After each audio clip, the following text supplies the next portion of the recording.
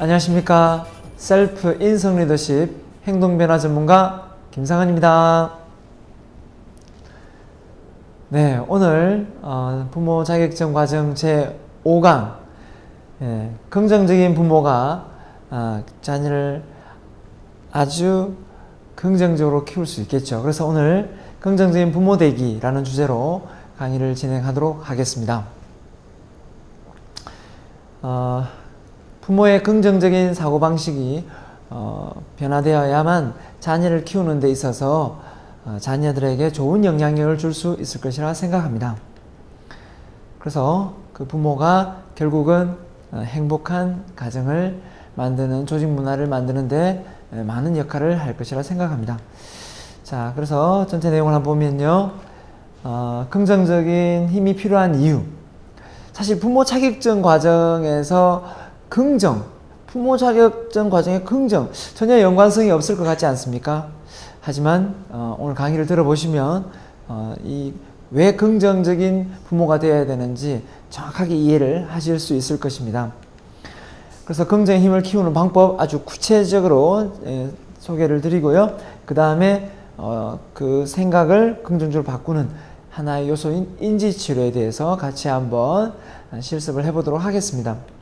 그리고 나서 긍정적인 부모 되기 하고 마무리 짓겠습니다. 자, 먼저 긍정의 힘이 왜 필요한가? 긍정의 힘이 왜 필요한가? 자, 한번 같이 보겠습니다. 자, 우리가 몸이 아프면 어디 갑니까? 몸이 아프면 당연히 병원을 갑니다. 그렇죠? 근데 만약에 육체적으로 몸이 아프지 않는데도 불구하고 갈 때가 있습니다. 어디죠? 병원은 병원인데 일반 병원이 아닌 어떤 병원일까요? 바로 건강검진센터입니다.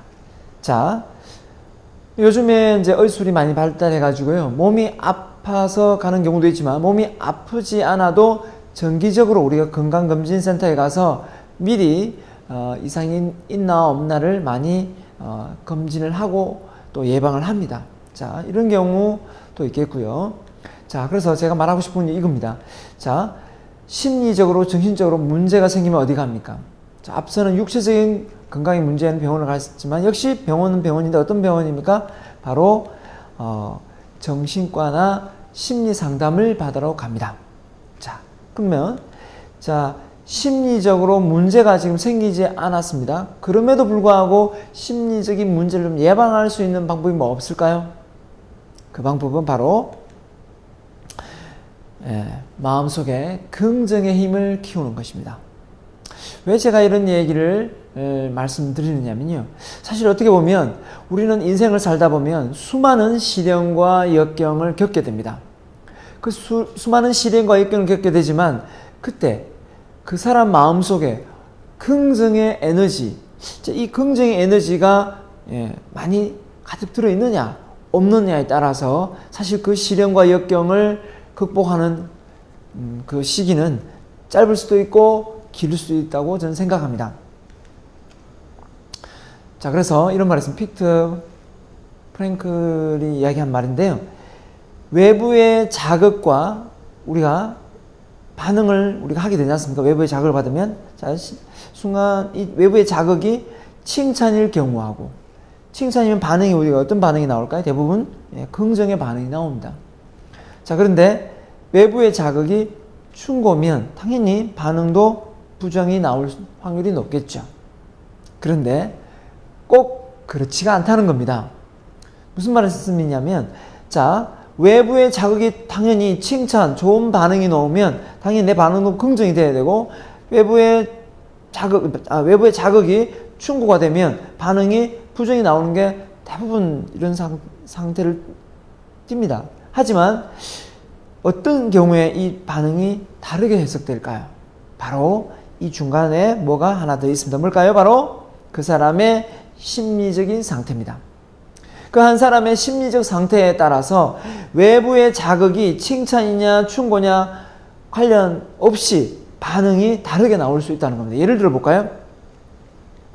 지금 심리적 상태가 아주 안 좋은 상태에 있다고 가정을 해보겠습니다. 좀 가정을 예를 들면 남편이 월급이 뭐 안 나오거나 지금 가정 경제에 좀 어려움을 겪고 있습니다. 그럴 때 자극을 받습니다. 누구한테? 예를 들면 좋은 자극, 뭐 외부에서 뭐 이웃에서 놀러 와서 뭐 언니 참 뭐 살림을 잘 사는 것 같아요. 언니 너무 예뻐지는 것 같아요. 이런 말을 자극을 받았어요. 그럴 때 사실 반응은 기분이 좋아야 되는데 지금 가정 경제가 힘들고 남편의 월급이 안 나오는 이 마당에 그 자극을 받았다고 해서 기분이 좋아서 좋은 반응을 보이는 건 아니더라는 거죠. 그럴 때 어떻습니까? 아이가 와서 엄마 아이스크림 사줘 라고 했을 때 그때 정말 부모 반응이 좋은 반응이 나올까요? 저는 아니라고 생각합니다. 결국은 외부의 자극이 뭐 어떤 상황에 놓여 있더라도 그 사람의 마음의 상태, 즉 이 마음의 상태 안에 뭡니까? 긍정의 에너지가 얼마나 채워져 있느냐에 따라서 반응은 얼마든지 다르게 나올 수 있다는 겁니다. 결국은 가정에서 부모가 아이한테 짜증을 많이 낼 수도 있고 안 낼 수도 있겠지만, 그렇죠? 뭐 신경질이 나고 짜증이 날 일이 많이 있을 수 있겠지만 그때 이 부모 마음속에 이 긍정의 상태가 되어 있으면 결국 아이들한테 또 남편한테, 그렇죠? 또 아내한테 좋은 반응을 줄 수 있지 않겠는가라는 생각입니다. 자, 그러면 그렇게 앞서 긍정의 힘이 중요하다고 말씀드렸는데 어떻게 하면 긍정의 힘을 키울 수 있는지 구체적으로 한번 알아보도록 하겠습니다. 자, 첫 번째, 말을 긍정적으로 한다. 자, 말투가, 그죠? 앞서도 얘기했던 말투가 이제 말을 길게 하는지 짧게 하는지 거기에 따라서 이 말투가 긍정이 될 수 있고 부정이 될 수 있다는 말씀을 내가 드렸습니다. 자, 두 번째입니다. 인지치료. 자, 우리는 어떤 상황을 보고 판단하는 인지, 즉 생각을 합니다. 이 생각을 무의식 중에 하다 보면 보통 사람들이 다 비합리적인 생각을 많이 한답니다. 그럼 이 비합리적인 사고를 자꾸 이 합리적인 사고로 전환하는 훈련이 바로 인지치료입니다. 처음에는 이게 참 잘 안 되지만 이것도 이제 습관인 것 같습니다. 자꾸 이렇게 생각을 떠올리고 부정적인 생각을 떠올리고 그 부정적인 생각을 어떻게든 긍정적으로 만드는 연습을 계속 하다 보면 이 인지치료가 자연스럽게 일어나서 생각이 긍정적으로 많이 일어납니다. 세 번째입니다. 목적성 있는 삶을 살아간다. 사실 어떻게 보면 어디를 갈지 모르고 인생을 사는 것과 부모가요, 정확하게 어떤 목적을 띠고 어느 방향으로 가고 있다는 그 상황을 전제하에 인생을 살아갈 때 부모가 어떻습니까? 아이를 키울 때 좀 덜 불안하고 좀 안정적으로 가지 않겠습니까? 역시 마찬가지입니다. 어떤 목적을 향해 가고 있다는 그 자체가 삶을 긍정적으로 만들어낸다고 생각합니다. 네 번째는요, 바로 자신과의 약속입니다. 자기가 마음먹은 대로, 앞서 자존감하고 연관성이 있었죠.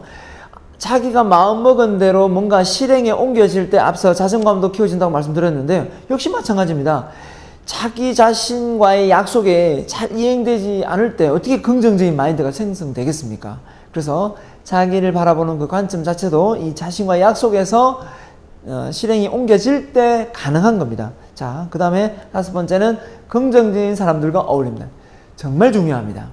사실 누구의 한 사람을 평가할 때 쉽게 그 사람을 평가할 수는 없지만, 그런데 아주 단시간 내에 그 사람을 평가할 수 있는 방법은, 저는 그 사람이 제일 친한 사람 몇 사람을 다 불러다가 같이 그 사람 친한 사람들하고 같이 어울려서 이렇게 대화를 해보면 금방 그 상대방의 상태나 감정을 읽어낼 수 있다는 겁니다.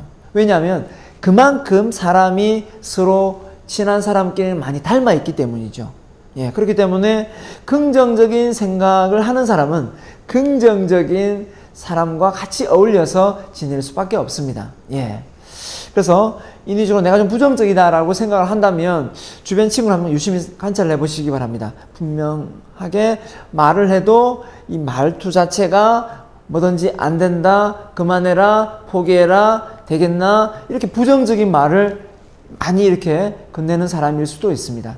그런 사람보다는 좀 더 뭔가 이거 내가 한번 해보려고 하는데 되겠어? 될까? 이렇게 물었을 때 내가 보기에는 이렇게 준비하면 될 것 같은데, 야, 너 어떻게 그런 생각을 해서, 야, 너 정말 기발하다. 이렇게 긍정적인 말을 해주는 사람이 내 주변에 있다면 그 사람은 아마도 복을 많이 받은 사람이 아닌가 생각합니다.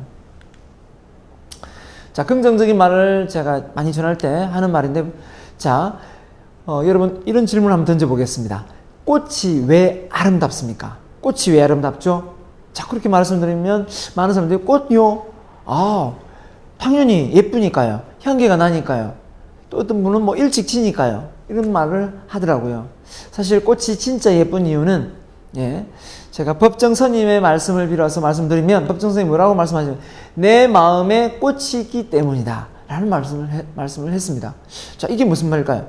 내 마음에 꽃이 있기 때문이다. 그래서 꽃이 예쁘다? 이 말씀입니다. 한마디로 표현하면 이거하고 똑같습니다.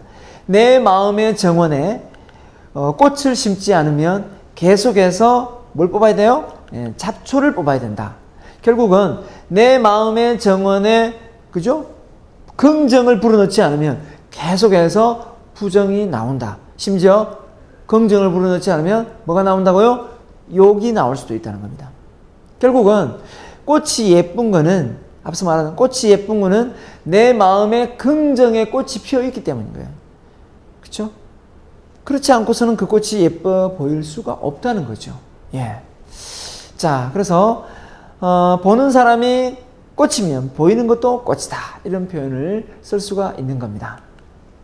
자, 그래서 긍정은 천안을 얻고 부정은 깡통을 찬다. 그래서 우리가 말 한마디, 그렇죠? 생각을 하고 나서 말을 할 때 긍정적인 생각을 많이 해야 될 것 같고요. 자, 그 다음에 또한 예로 긍정에 관한 예입니다. 자, 감옥하고 수도원이 있습니다. 감옥하고 수도원에 공통점이 있다면 뭘까요? 이 둘은 아마 공통점이 있고 차이점이 있는데요. 자, 공통점은 일단 갇혀 있습니다. 근데 차이점이 있다면 감옥은 어떻습니까? 끌려 들어가는 거죠. 끌려 들어가지만 수도원은 어떻습니까? 수도원은 자기 발로 들어갔습니다. 맞죠? 자, 이 갇혀있긴 갇혀있지만 들어가서 스스로 들어간 거와 이 끌려 들어갔을 때의 사고방식이 같을 수는 없겠죠. 그래서 저는 감옥은 아마 제 생각엔 불평을 많이 할 것 같습니다. 어떤 불평을 할까요? 나는 한 명밖에 안 죽였는데, 심지어 나는 1억밖에 행령 안 했는데, 이런 생각을 하고 불평을 많이 할 것 같습니다.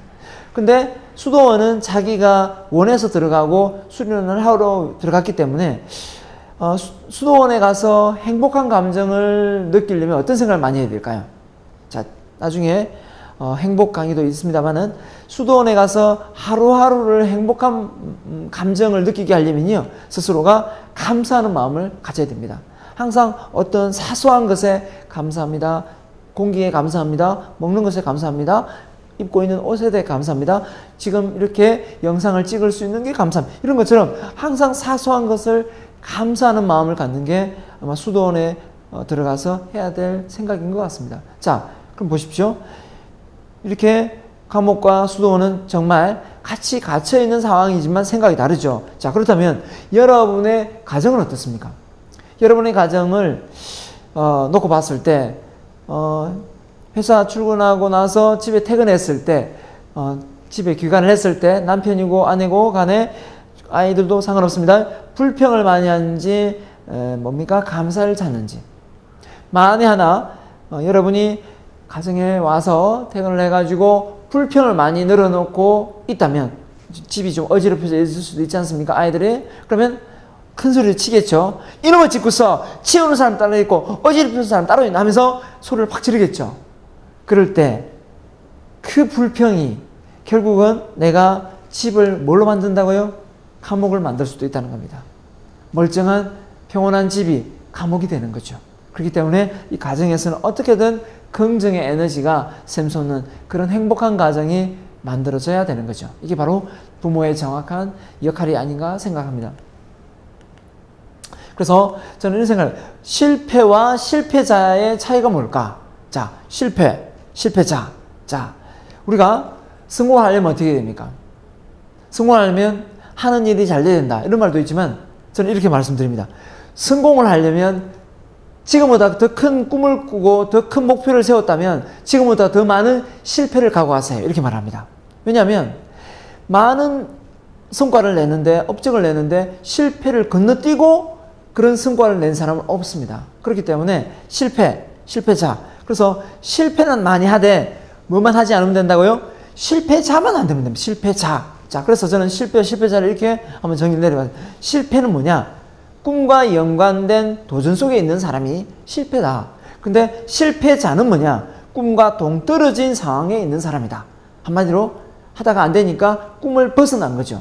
꿈길에 있는 거와 꿈길을 벗어난 겁니다. 이 차이가 있지 않나 생각합니다. 그래서 우리는 이런 생각을 해봐요. 수많은 사람들이 실패를 많이 하지만 실패를 하고 금방 포기하는 사람은 그죠? 꿈을 포기하게 되지만 그 수많은 실패 속에서 포기하지 않고 꿈을 계속해서 쫓아가다 보면 꿈이 실행될 확률이 높지 않습니까? 그 사람들이 어떻게 그렇게 실패를 잘 극복하느냐? 어떻게 그 실패를 잘 딛고 일어서느냐? 바로 오늘 강의 주제의 핵심인 바로 긍정의 에너지가 남들보다 더 많기 때문이다. 결국은 성공하는 사람, 그런 사람들이 일반 보통 사람들에 비해서 긍정의 에너지가 많다. 긍정의 에너지를 키울 수 있는 그런 환경이 조성되어 있다. 저는 그런 생각을 해봤습니다. 그래서 아프니까 뭡니까? 이러면요. 청춘이다. 이런 말 합니다. 근데 사실 아프니까 왜 청춘입니까? 아프니까 사실 환자죠. 이 아프니까 청춘이라는 말을 하는 이유가 뭡니까? 젊은 세대들한테 이 꿈이 있기 때문이죠. 꿈을 크게 꾸고 그 꿈을 향해 달려가는데 사실 아픔을 겪지 않고 순탄하게 인생을 살아가면서 자기 꿈을 이룰 수 있습니까? 그런 꿈을 이룬 사람은 없습니다. 그래서 아프니까 환자다라고 생각하는 건 당연히 그냥 아픔과 고통만 생각하기 때문입니다. 꿈을 이루기 위해서는 당연히 겪어야 될 그 시련과 역경을 받아들인다면 청춘은 정말 아름다운 거죠. 자, 그래서 심리학자 쉐드 햄스테드 박사가 말을 했습니다. 인간은 보통 하루에 5만에서 6만 가지 생각을 한다고 합니다. 그런데 중요한 것은 이 생각이 5만에서 6만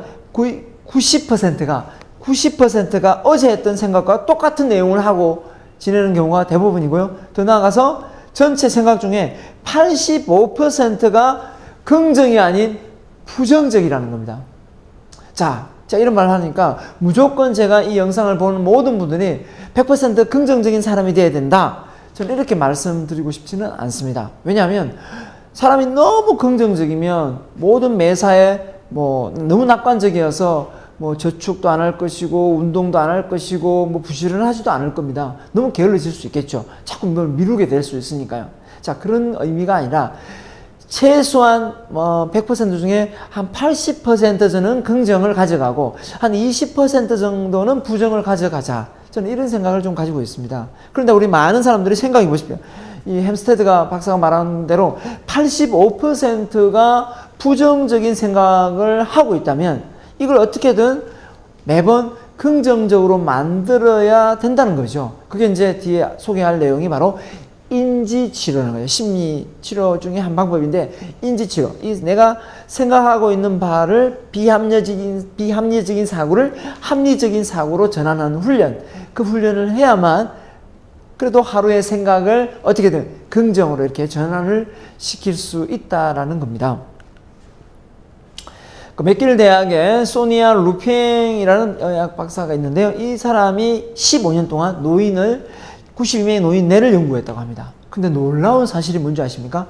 부정적인 사고방식을, 그죠? 긍정적인 사고방식으로 바꾸면 우리 뇌의 노화를 예방할 수 있다. 노인의 뇌를 통해서 그 노인들이 긍정적인 생각을 많이 하는 노인의 뇌와 부정적인 생각을 많이 하는 노인의 뇌를 이렇게 분류를 해서 노화 정도를 이렇게 지켜봤더니 훨씬 더 긍정적인 생각을 하는 노인의 뇌들이 노화가 더디게 진행되더라는 겁니다. 역시 치매도 안 오고요.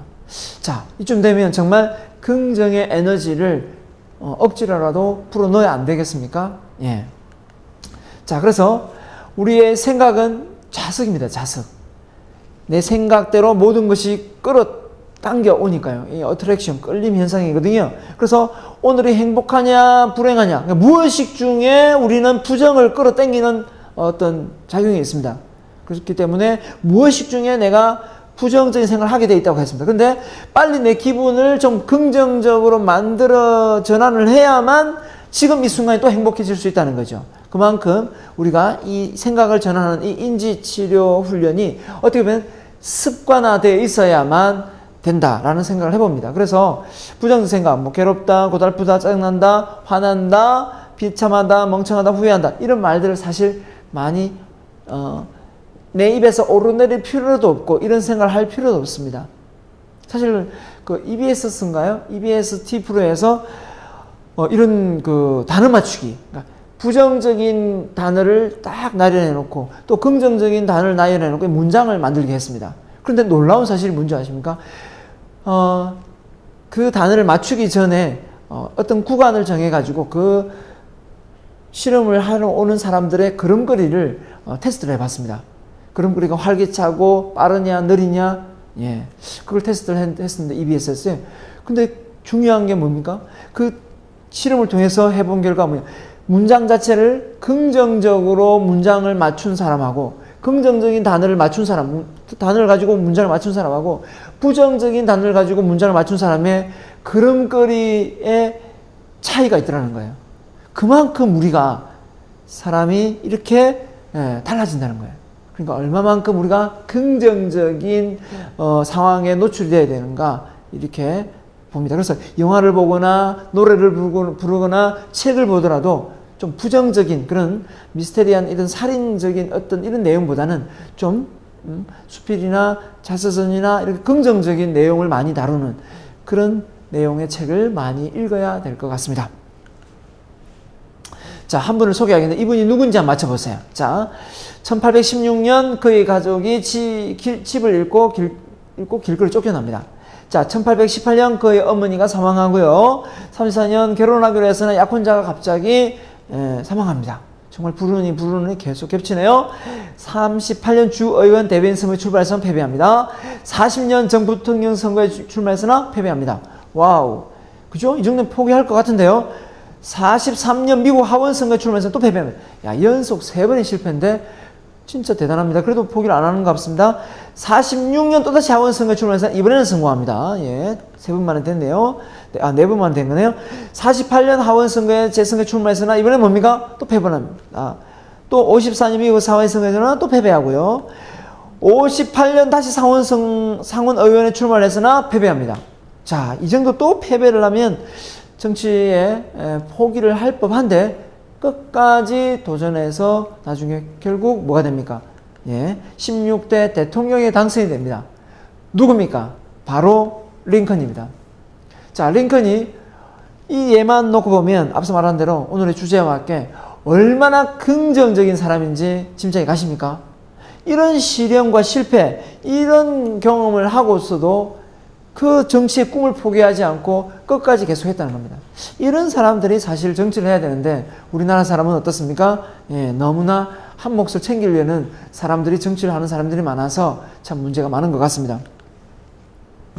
그래서 저는 역사적 인물 중에 가장 긍정적인 인물은 누굴까 생각을 해봤습니다. 자, 누가 있을까요? 여러분 한번 고민해보세요. 누가 있죠? 예, 저는 당연 이순신 장군이라고 생각합니다. 왜 이순신 장군이 역사적 인물 중에 가장 긍정적인 사람인가? 자, 이분이 뭐라고 했습니까?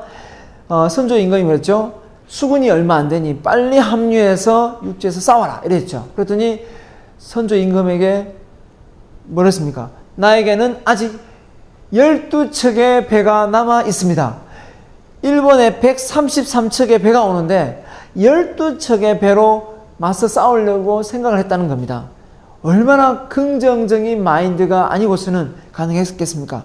저는 이순신 장군이야말로 우리나라를 정말 잘 이끈 한 사람이지만 이 긍정의 달인이 아닌가 저는 생각을 합니다. 정말 저는 개인적으로 존경하고 있습니다. 자, 그래서 인지치료입니다. 부정적인 생각이 떠오를 때마다 그 생각을 어떻게든 긍정으로 만드는 훈련을 계속해야 됩니다. 솔직하게 저도 이런 여기 안 나오지만 저는 이런 생각을 많이 했습니다. 사실 제가 이렇게 뭐 부모 자격증 과정을 만든다 뿐만 아니라 제가 사실 지방대학 울산대학교를 나왔거든요. 그런데 만약에 제가 이런 목표를 세웠었습니다. 세계 최고의 대중연설가가 되겠다. 세계 최고의 대중연설가가 되겠다라는 생각을 갖는 순간 내 뒤에 스치는 게 아이고야, 네가 서울대학도 뭐 하버드 대학도 뭐 카이스트 대학 이런 높은 대학도 나온 상위권 대학에 나온 것도 아닌데 네가 뭐 지방대학 울산대 나와가지고 뭐 세계 최고의 대중연설가 아이고 체하라 이런 생각이 제 머리를 많이 스쳤습니다. 자, 이 생각을 제가 인지치료해서 어떻게 바꿨는지 아십니까? 자, 서울대학 몇 년입니까? 하버드대 몇 년이죠? 4년입니다. 4년.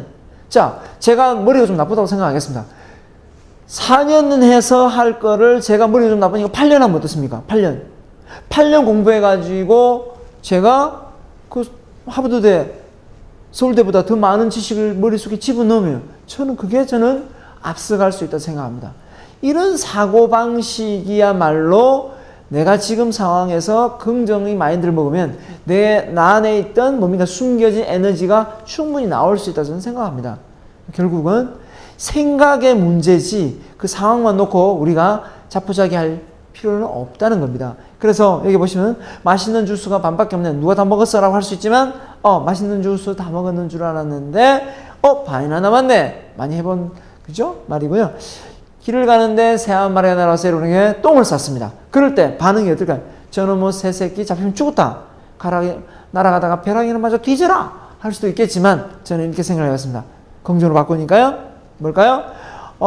새똥이 떨어졌을 때 망정이지 돌멩이 떨어졌으면 죽었을 텐데 라는 생각을 해봤습니다. 실제 맞습니다. 2008년도인가요? 그 초등학교 5학년이 아파트 5층에서 베란다에 벽돌을 던졌죠. 밑에 벤치에 누가 앉아있습니까? 중학교 1학년 여중생이 앉아있었습니다. 그 벽돌에 맞고 뇌사 상태의 식물인간이 됐었죠. 자, 이런 예도 있는 겁니다. 자, 그래서 인생은 새로운 선택의 연속이라 생각합니다. 자, 그럼 제가 이 선택을 여러분이 하실 수 있도록 제가 설명 하나 드릴게요. 자, 오른쪽 인생하고요, 왼쪽 인생이 있는데 제가 설명을 드릴 테니까 여러분이 원하는 쪽으로 손을 한번 들어보시기 바랍니다. 자, 오른쪽 인생입니다. 내 마음 먹은 대로 인생이 쭉쭉 풀리는 인생. 시련과 역경도 없고 내가 마음먹으면 뭐든지 실행에 옮겨지고 뭔가 달성되고 뭔가 행복이 금방 넝굴째 굴려오는 길입니다. 그래서 쉽게 내가 원하는 바가 이루어지는 삶, 이게 오른쪽이고요. 왼쪽은 에베레스트 정상을 오르는 것처럼 시련과 역경이 많은 인생입니다. 그죠? 굴곡도 많고 난관도 많고 이런 시련을 겪는 인생입니다. 자, 여러분 어떤 인생을 원하는지 지금부터 손 한번 들어주세요. 자, 오른쪽. 네, 좋습니다. 왼쪽 인생을 원하시는 분. 네, 좋습니다. 제가 강의를 많이 합니다만은 대부분 사람들이 오른쪽 인생을 많이 선택하시더라고요. 저 역시도 아마 그랬을 것 같습니다. 근데 간혹 어떤 분은 손을 안 드는 분이 계시더라고요. 그럼 왜 손을 안 드십니까? 라고 물었더니 혹시 오른쪽, 왼쪽 말고 가운데 길은 없는가? 라고 생각하는 분도 계시던데, 네, 뭐 그럴 수도 있겠죠. 근데 제가 이 강의를 하니까요. 어떤, 노 스님께서 제 강의를 듣고 한 80 넘으신 스님이 한 분 계신데요. 그분이 제 강의를 듣고 어떤 말씀을 하셨는지 아십니까? 이런 말씀을 하시더라고요. 저보고, 내가 인생을 살아보니까 오른쪽은 인생은 없어.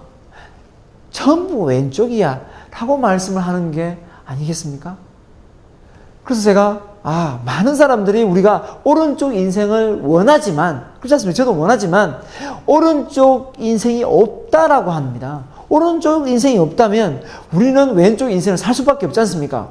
그러면 이 왼쪽 인생을 잘 살아가려면 결국 필요한 게 무엇일까? 이렇게 우여곡절이 많고 롤러코스터처럼 오르막 내리막이 있다면 결국은 이 왼쪽 인생을 잘 살기 위해서는 바로 긍정의 에너지가 필요하다라고 말씀을 드리고 싶은 겁니다.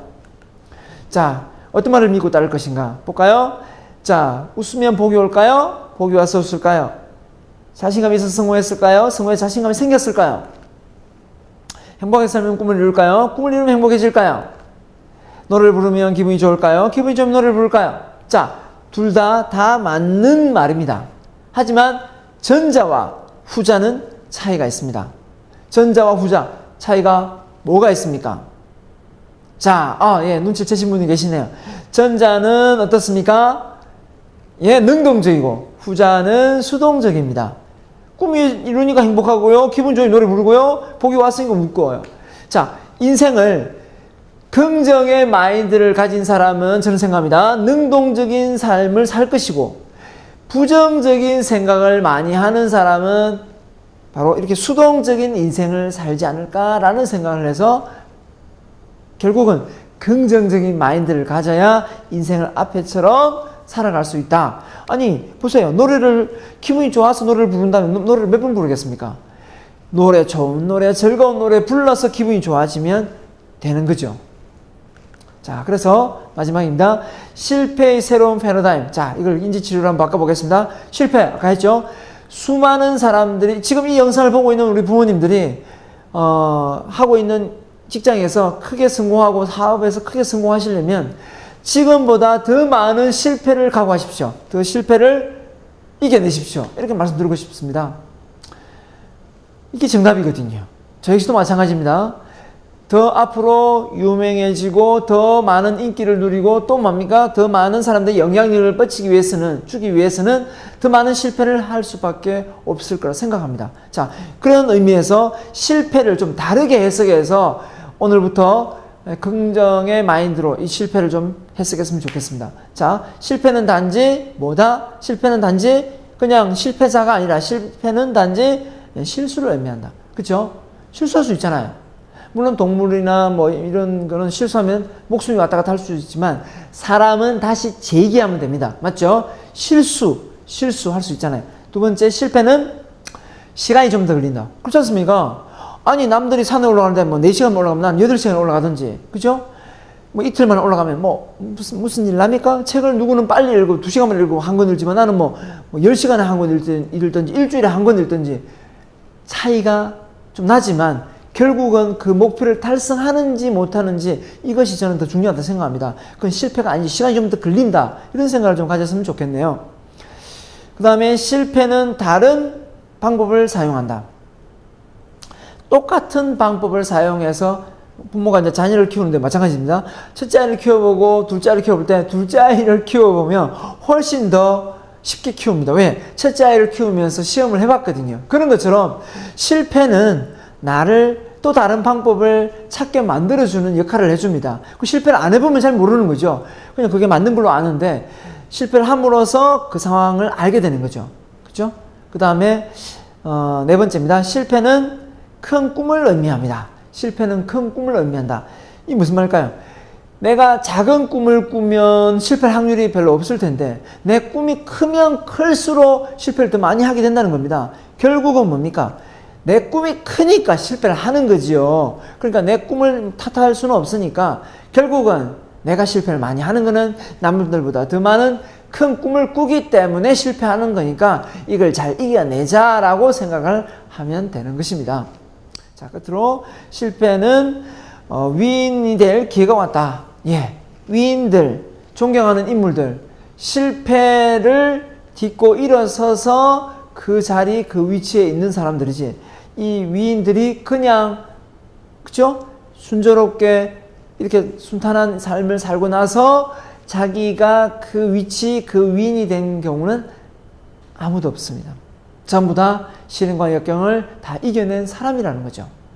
자, 어떻습니까? 자, 이 모든 것을 어떻게든 실패를 좀 더 긍정으로 해석하실 수 있겠습니까? 자, 오늘 5강 여러분에게 어떻게든 부모가 이 긍정적인 마인드로 이 패러다임을 전환해서 자녀들에게 좀 더 좋은 영향력을 줄 수 있었으면 좋겠습니다. 자, 다음 제6강에서 뵙겠습니다. 감사합니다.